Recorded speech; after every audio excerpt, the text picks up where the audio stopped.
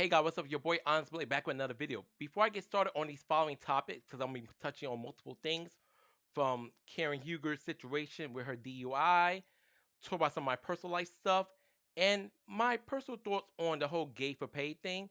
Cause I just finished watching a video from Nico's Aesthetics. By the way, the link to that video will be in the description. Honestly, if you want gossip on the OnlyFans performers or anything really LGBTQ related, please give Nico Aesthetics a follow. It's free and you will enjoy the content. And he's very active on social media. So you're getting a bang for your buck. Also, if you want to go a step further, he has a Patreon and of course an OF page, but you have to be 18 older. Okay, now anyways, I want to say this much about Karen Huger. I do not hate Karen. And even now, I don't hate Karen. I may laugh at memes. Of course, I have made my opinions on her DUI on various social media platforms, but I do not hate Karen. But I am very disappointed because at everything, yes, a DUI is dangerous for the obvious reasons that you could either take yourself out or take someone else out, which is very unfortunate. But it's the lack of accountability, and this is also her fourth DUI. And another thing she did that kind of irked my spirit as well, but I will touch on that in a little bit. So, for those who've been watching the Real Housewives of Potomac, or just keep up with Real Housewives of Potomac in general, people have been always spoke about, like certain castmates that talk about Karen Huger being a lush or alcoholic, whatever one of you prefer to call her. And is Karen has had a problem with alcohol before, obviously with the previous DUIs, but unlike this time, the previous DUIs, she got slapped on the wrist. So I guess Karen felt emboldened after getting away with this heinous act more than once, serving no jail time.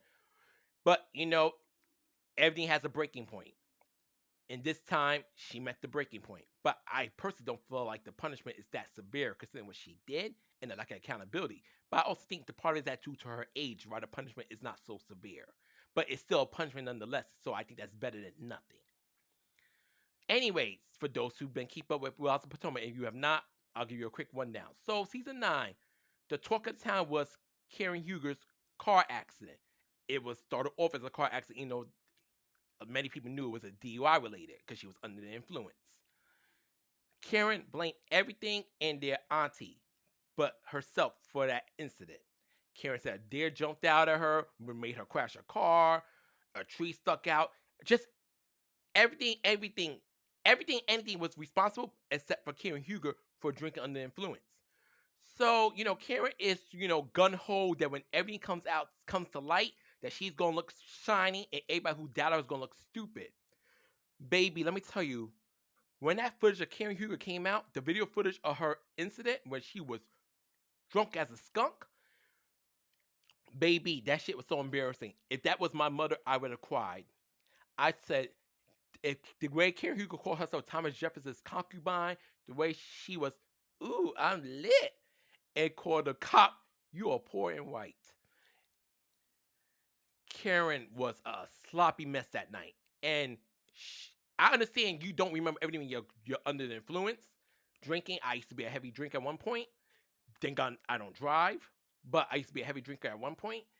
But the thing is, once you sober up, you gotta be aware of what you were doing. You gotta take accountability of what you did. And your drunk self and your sober self are the same person.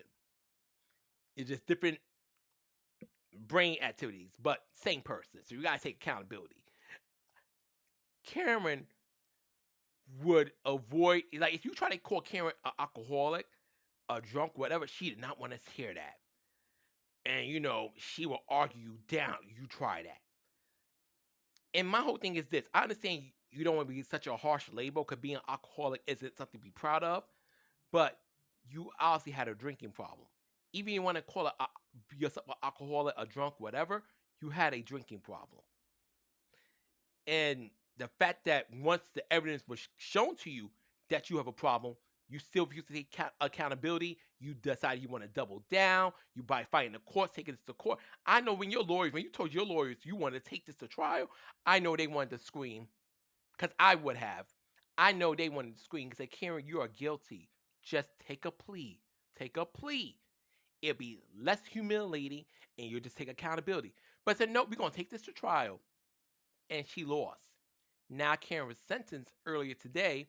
She has to do a year in prison and then she has to do a following year on suspension from driving anything. I'm not sure what else is suspension with detail, but she can't drive for the other year when she's out of prison. And Karen knew all this, but she decided she's going to be gun ho and keep try to fight the system because she beat the system the first 3 times, so she thought she could beat it the fourth time. But like I said, everything has a breaking point. You're gonna get lucky, but so many times. And another thing I brought about Karen's situation, when her excuse for her drinking issues, Karen like my parents passed and I miss my parents. I get that. I still miss Asen. I miss my grandmother too, but I'm not gonna cap. I miss Asen terribly. I miss Asen so much. But Asen's been gone for a while, and even when I understand if Karen's parents recently had passed away, I would be more sympathetic. Yes, a DUI is still horrendous regardless because the danger it brings and the potential of taking your life or someone else's life. But that's different. I could at least been more empathetic had it just been recent. Karen, your parents passed away around season 3 of The Real Housewives of Potomac. We're on season 9. Not season 4, not season 5. We're on season 9. Karen, and I also think, I don't know your parents. I never got to meet the Hugers. Honestly, I never will. But Karen, well, Ray Huger's last. So Karen's parents, I should know why I'm saying the Hugers. Ray Huger, that's Karen got a husband. So I never met Karen's parents. Let me rephrase it. I never met your parents. And I'm pretty sure you love them very much. And I'm pretty sure they loved you. And I know losing your parents hurts. I know my mom recently lost my grandmother. And my mom is very down about that. But that doesn't give my mom the A-OK to do a bunch of dumb shit and think she's gonna get away with it or taking no accountability. You can be heartbroken, but you still gotta function in society. You still gotta abide by the rules and regulations placed on this land. And you can't use your parents' passing as a green light to get drunk and drive. Not cool. Not cool. And when you had the moment to take accountability, you deflect it, and you double down.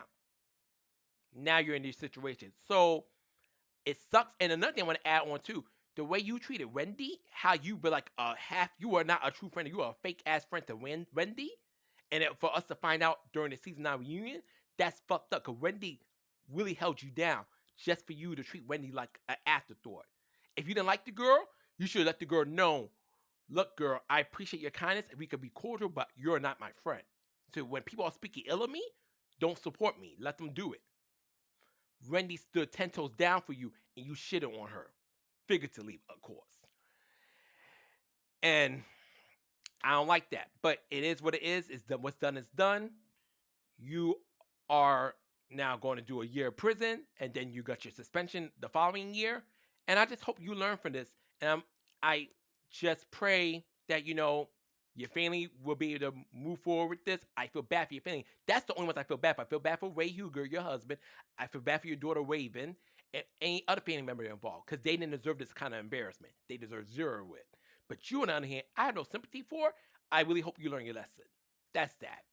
But now I want to get on to another topic, because I was mentioning Nico earlier. For those who have been following, Nico did a video again talking about Timothy Champagne. I spoke about Timothy before, and I'm not going to be bothered with it again, but I'll do a quick one now. So basically, Timothy came out telling his audience he lied to them about being gay, that he's bisexual. And, he made a bunch of dumb excuses. But one thing I did agree with him is bisexual erasure. See, me, I believe a man could be bisexual. Whether he likes men more or women more, or it's a good balance of both, I believe in bisexuals. I know a lot of people who don't like to believe in it, like to believe you're either gay or you're straight, which to me, that's very fucking narrow-minded. But it is what it is. If you want to be ignorant, knock yourself out. But bisexual people exist, whether you like it or fucking not. And men can be bisexual the way women can be bisexual. Because I find it so funny, a woman being bisexual is acceptable, but a man being bisexual is ew, gross! Shut up. And I know why I'm going to say this real quick. I know Damon likes to watch these videos. Damon's going to probably be making fun of my speech in the comments. I just let him have it because I know he's doing it in a joking manner. It's a little annoying sometimes, but I know it's joking, so I just let it be. But that's how I talk. I talk a lot better than I used to. And plus, I do my best to make myself as what's the word? Legible. That's like more like in writing. Make myself clear as humanly possible when I talk, despite my speech issues and my New York accent. Okay, so now getting back to the whole Timothy Champagne thing. So basically, Timothy got exposed for lying to his audience, in which he admitted, saying that he's been using them. Because at the end of the day, what Timothy really did, for those who've been following Timothy Champagne, he's a gay for pay performer. Which person I don't believe in gay for pay, and I'm going to get into that. Let me just diverge for that. Reason I don't believe in gay for pay. First of all, sexuality is a spectrum. That I agree with. I think sexuality is a spectrum. But how you as a man, I don't care what money, I don't care how much money you're offered. If you're willing to, you're a man, you call yourself heterosexual, that you only go to bed with women.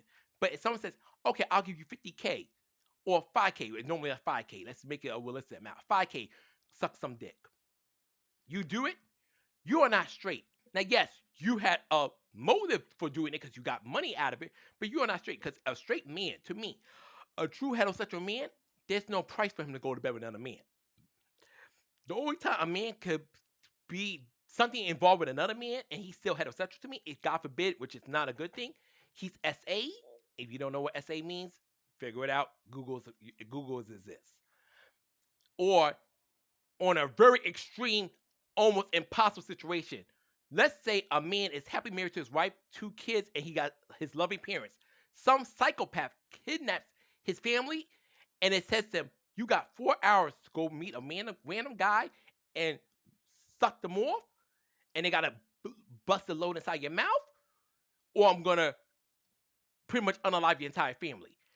In such extreme circumstance, I can understand because you want to save your family. So I would still call you heterosexual. But outside of being victimized by another man, if you're a man, or a string situation, as I just mentioned, which is almost impossible to ever happen in this freaking world, and there's a lot of crazy things that happen in this world. Once you do anything with a man, anything involving the human organs, whether it's a back door, I don't care, you're the one doing the back dooring, or someone's going into your back door. The moment you have that kind of interaction with another man, you're anything but straight. And that's just me. Now, I don't care you sleep with another man for financial gain. You want to tell yourself whatever. And I know people might think I'm shallow for this. I'm open to, I believe in bisexuality, gay lesbianism. I believe in pansexuals, aerosexuals, and all the other mixtures. The only ones I do not accept, because to me that's a sickness, and I'm staying 10 toes down on that. You don't like it too fucking bad. It's pedophilia. That's a sickness. That's not along with necrophilia and bestiality and any other weird stuff. But I believe in all that. But I do not believe you could be a heterosexual if you are a man who did anything with another man. I don't care. Money was the reason for it. You're not straight. That means you just have a price. And I stand 10 toes down there because words have meaning. Heterosexual means you are attracted to the opposite sex, only the opposite sex. You cannot be straight but do things with other men. I don't care if it's financial gain. You're not straight. You are bi, you are something in between, but you're not straight. And that's I stand on that. But now that's that. You want to learn more what Nico was talking about with the whole Timothy Champagne thing, because I'm not covering it because I'm tired of talking about these OF scammers. This is why I think OF's a joke nowadays. And when I do support a content creator, it's only for a month because I don't know who to trust anymore. To me, I feel like a majority of y'all are scammers. That's just how I feel. Obviously, there's certain exceptions, like, of course, like my friend Nico. Nico's obviously not a scammer. I stand 10 toes down on that. But in certain other individuals who are legit as well, I don't know them, but there obviously are legit content creators out there. But the scammers really ruin it for the rest of the bunch, sadly. So that's that. But that's how I feel. But honestly, I feel with the whole OF scamming thing, at some point, the audience chooses to get scammed. You're allowing yourself to get your money taken by people who like to lie to you. It's one thing to sell someone fantasy, it's a whole nother thing to lie. It really is, and I'm just so sick of it. But at the end of the day, you guys like it. I love it. I'm tired. I'm not fighting battles that are not mine to fight. I am not. Not fighting battles that are not mine to fight. This is why you need to be selective of your support, because once you spend that money, you're not going to be able to get that money back. Really, very unlikely you'll be able to get that money back. Okay, so now let's wrap this up. Now I'm gonna talk about myself. So my boss and my friend, this is when you're friends with your boss. She came back from Vietnam. She got me this cool little thing, accessory to the keychain. And this is a coaster. I'm gonna give the coaster to my mom because I leave in my bedroom just gonna chill. So next time I go see my mom, I'm gonna give her the coaster, but obviously I'm keeping the little keychain. She got back from Vietnam. And so we had a talk today. I just found out because I didn't notice it today. A former coworker of mine quit the job, but he didn't quit the proper way. He just stopped showing up. Now, this is a 17-year-old young man, so I'm not going to talk about him much. I'm not even going to give a name, and I doubt he'll ever see this video, but he does. It is what it is. I'm not like I'm saying anything bad. I'm just going to say the truth.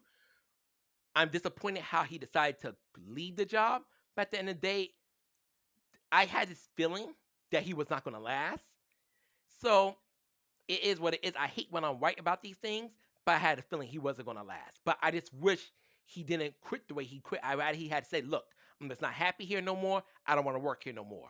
Instead of just ignoring Jess and Maggie when they reached out to him, asking what happened to him, they could see that he read the text messages, but he ignored them. That's not cool. Because now you threw off people's schedules because people rely on you to work your days, but you decide you don't want to show up to work no more. But that's life, unfortunately.